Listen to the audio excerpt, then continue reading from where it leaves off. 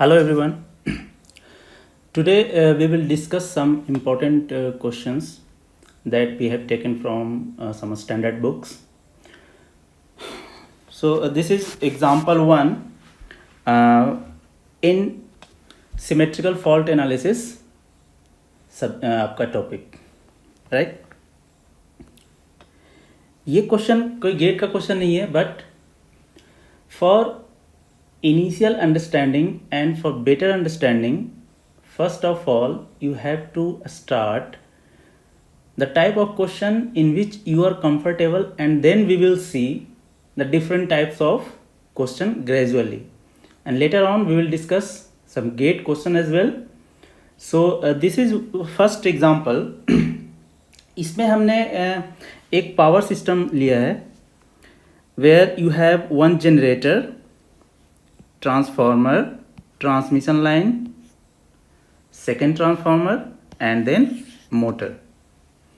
ठीक है, सबका रेटिंग गिवन है ना. For generator a rating is given, MVA rating, kilovolt rating and sub transient reactance.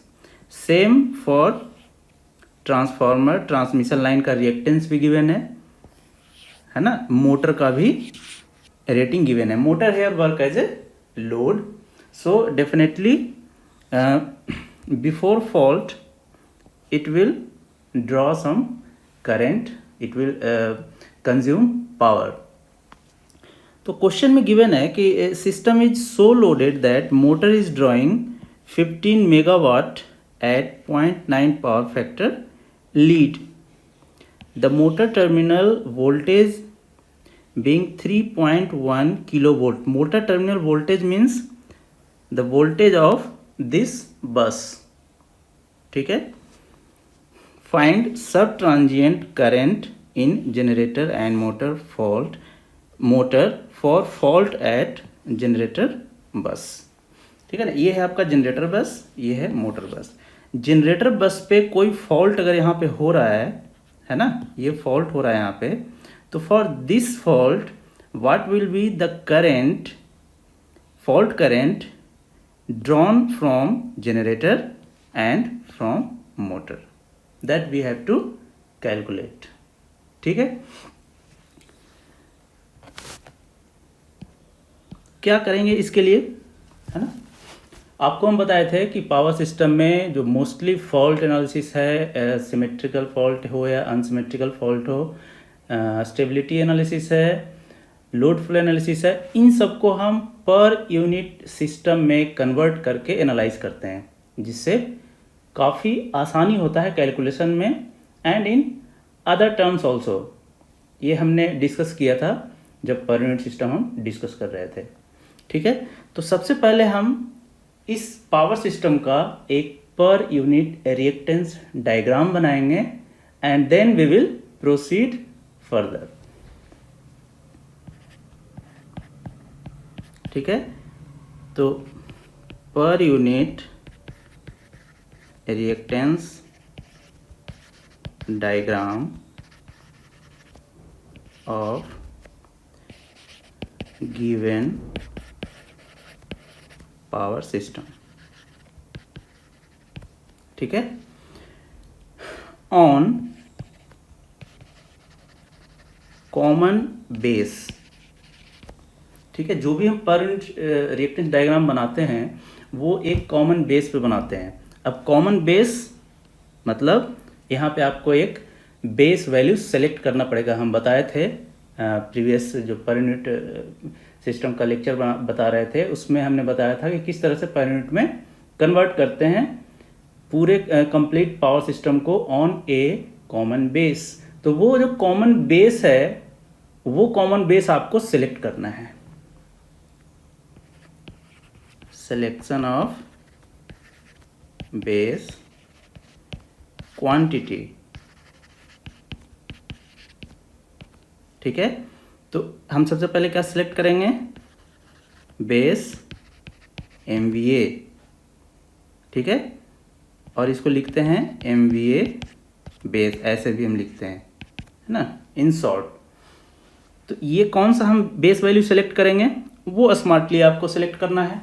Either the value which is repeating more number of times, उसको आप select कर सकते हैं, और the highest value of MVA उसको select कर सकते हैं। तो यहाँ रिपीटेड वैल्यू तो ऐसा ज़्यादा नहीं है, दोनों सेम ही है, 20 MVA और दो रिपीट कर रहा है यहाँ पे 25 MVA। So 25 MVA the bigger value that we can select. आप 20 MVA भी सेलेक्ट कर सकते हैं, there will be no issue at all. तो यहाँ पे हमने सेलेक्ट किया 25 MVA। और क्या सेलेक्ट करते हैं, बेस KV वैल्यू, है ना, यानी KV बेस। ये कौन सा वोल्टेज होता है, हम डिस्कस किए थे पर यूनिट सिस्टम का जो हम लेक्चर बना रहे थे, उसमें आप देखिएगा पीछे जाकर। ये हम सिलेक्ट करते हैं transformer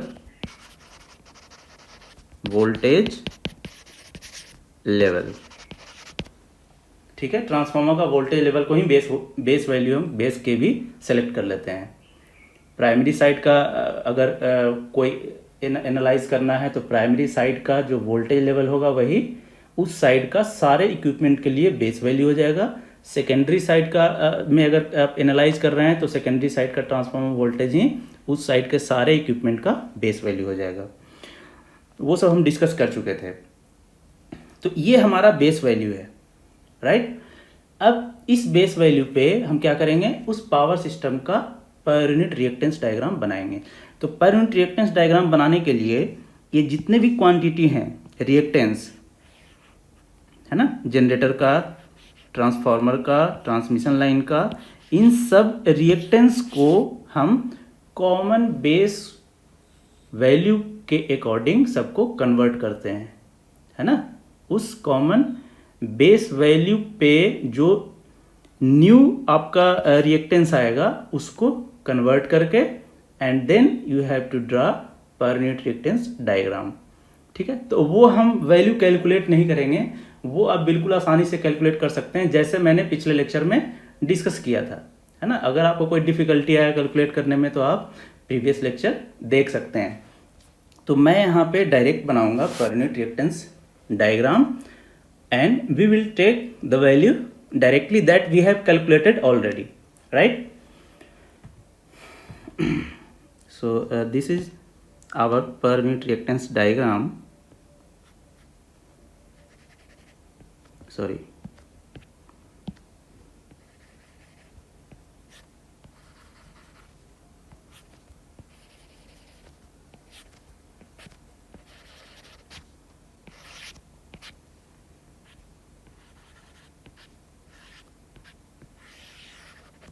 right.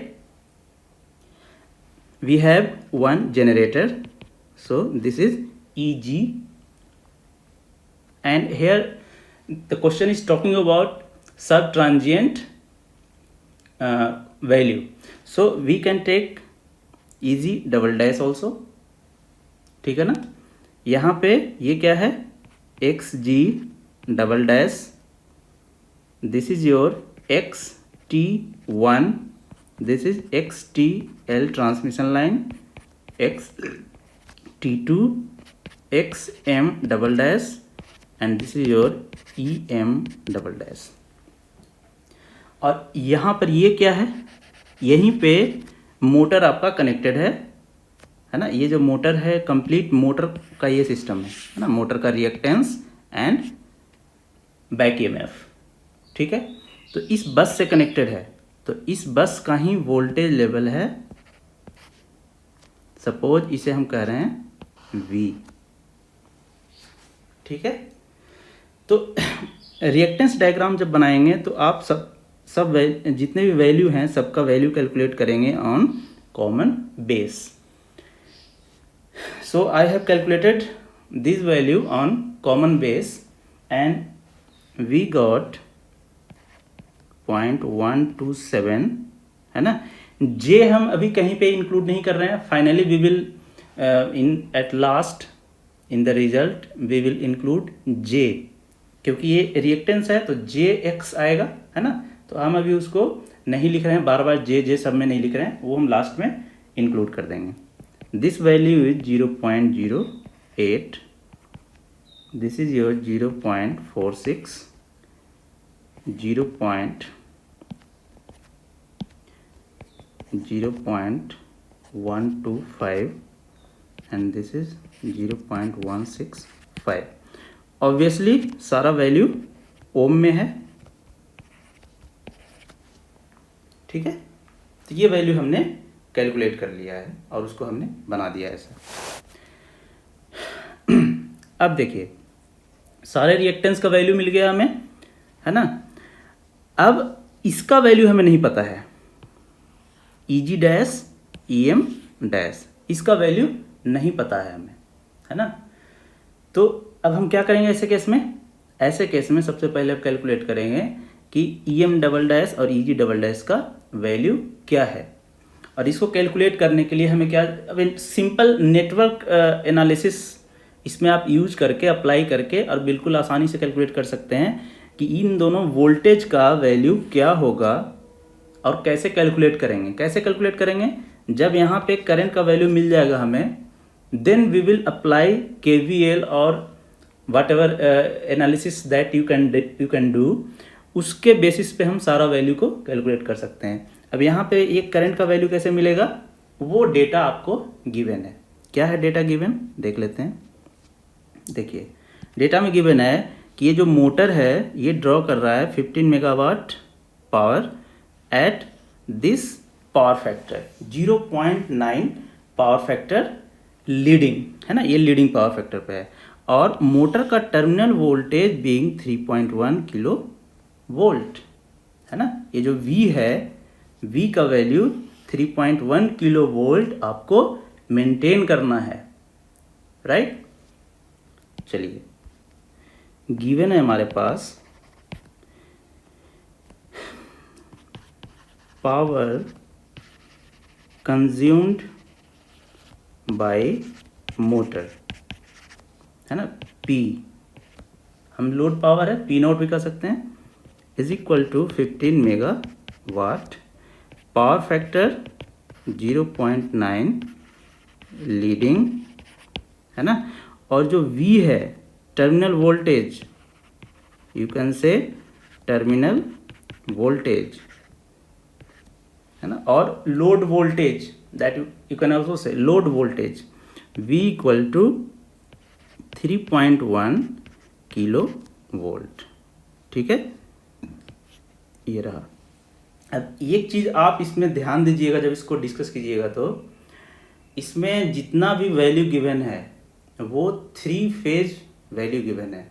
Power 3 phase power, voltage 3 phase voltage, है ना। सिंगल लाइन डायग्राम है but all the values given on 3 phase value, ठीक है ना। 3 फेज सिस्टम का वैल्यू गिवन है, तो ऐसा नहीं इसको समझना है कि ये सिंगल फेज का ये डेटा हमारे पास गिवन है।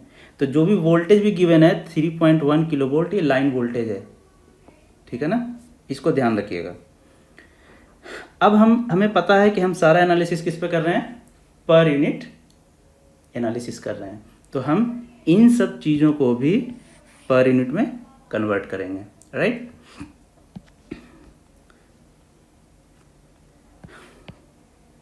ऑन पर यूनिट बेसिस, है ना। बताइए P नोट का वैल्यू पर यूनिट में कितना हो जाएगा, हम बताए थे जब पर यूनिट में कन्वर्ट कर रहे थे। तो क्या लिखते हैं हम, इसको P नोट पर यूनिट कर देते हैं, है ना। ये हो जाएगा P note by S base, और यहाँ पे हम KVA ऐसे लिख रखे हैं तो KVA बेस, ठीक है। सो 15/25 ये हो गया P नॉट पर यूनिट। ये वैल्यू कितना आ जाएगा, ये आ जाएगा आपका 0.6 पर unit. Similarly V per unit, ये जो वोल्टेज है V, इसका per unit value V divided by KV base, so 3.1 divided by. अब देखिए यहाँ पे ध्यान आपको देना है, जब इसको पर यूनिट में कन्वर्ट कर रहे हैं तो बिल्कुल ध्यान से देखिएगा। ये KV बेस कौन सा केवी बेस लेंगे आप। वोल्टेज तो हर एक लेवल पे अलग अलग है। तो अब यहाँ पे ध्यान देना है कि ये जो टर्मिनल वोल्टेज है वो कहाँ पर है ना। टर्मिनल वोल्टेज कहाँ पर है, ये देखिए, यही वो टर्मिनल वोल्टेज है ना।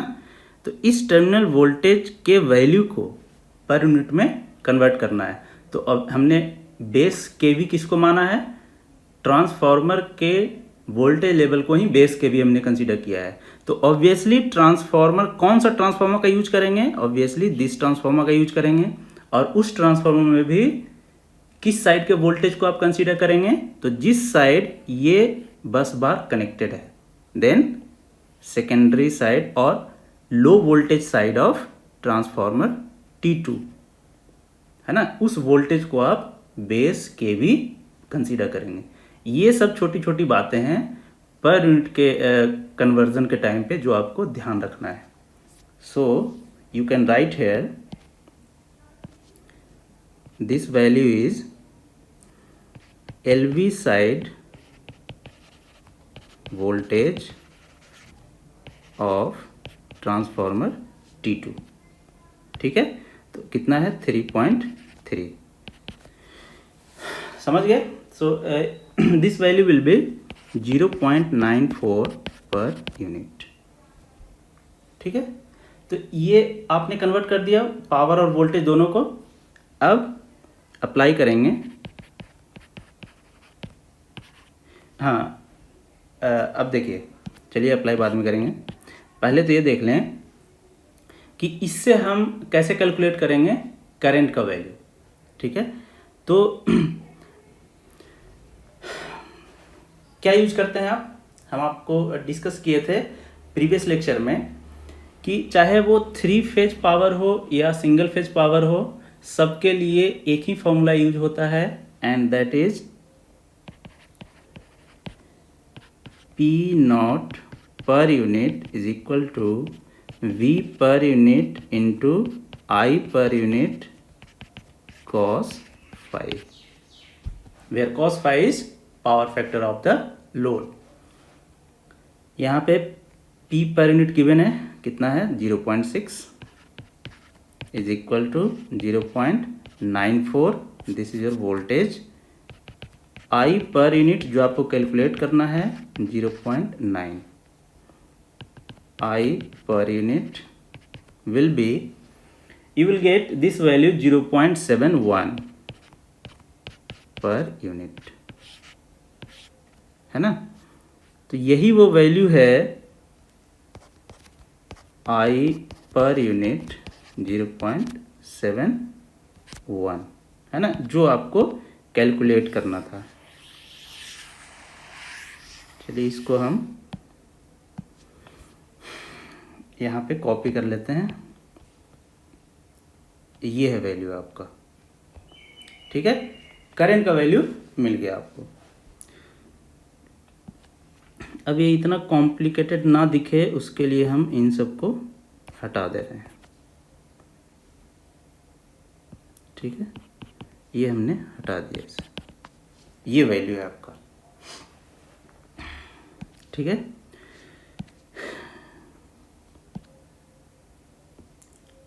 जीरो 0.127, 0.165 है ना, इसको भी हटा देते हैं। तो ये वैल्यू हो गया। ये V का वैल्यू आपने कैलकुलेट कर लिया है, कितना है 0.94, है ना, पर यूनिट है, ठीक है। चलिए तो बताइए कितना वोल्टेज होगा। अगर आपको EG डबल डैश कैलकुलेट करना है तो क्या करेंगे, सिंपली एक KVL इसमें अप्लाई कर देंगे। देन इधर KVL अप्लाई कीजिए या डायरेक्ट आप लिख सकते हैं EG डबल डैश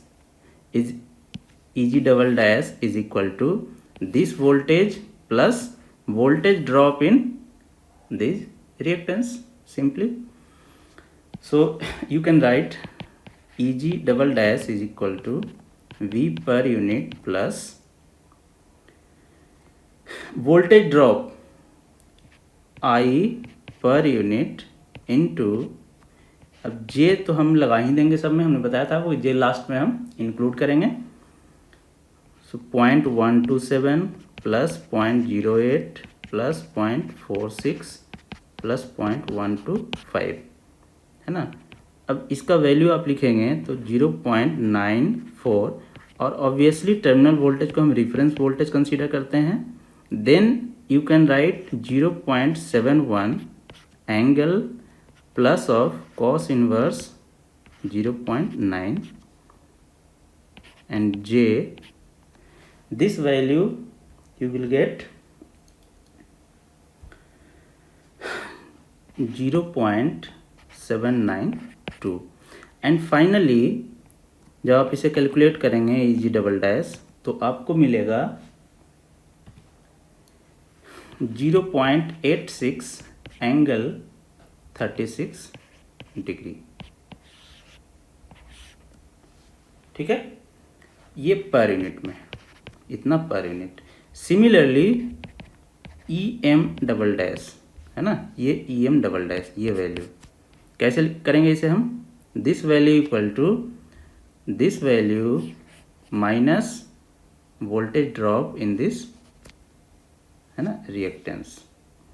सो इसको लिखेंगे V per unit minus, obviously सब फेजर है ना, ये सारे फेजर्स हैं, फेजर मैं लिख नहीं रहा हूँ, ये आप समझिएगा ये फेजर्स हैं, minus I per unit J, एक ही रिएक्टेंस आएगा इसमें है ना 0.165।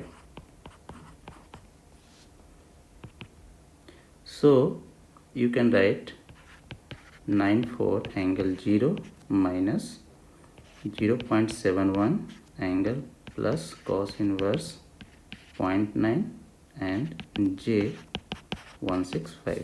So EM double dash, if you will calculate this equation, you will get 0.997 angle minus 6.1 degree per unit। ठीक है, दोनों मिल गया आपको।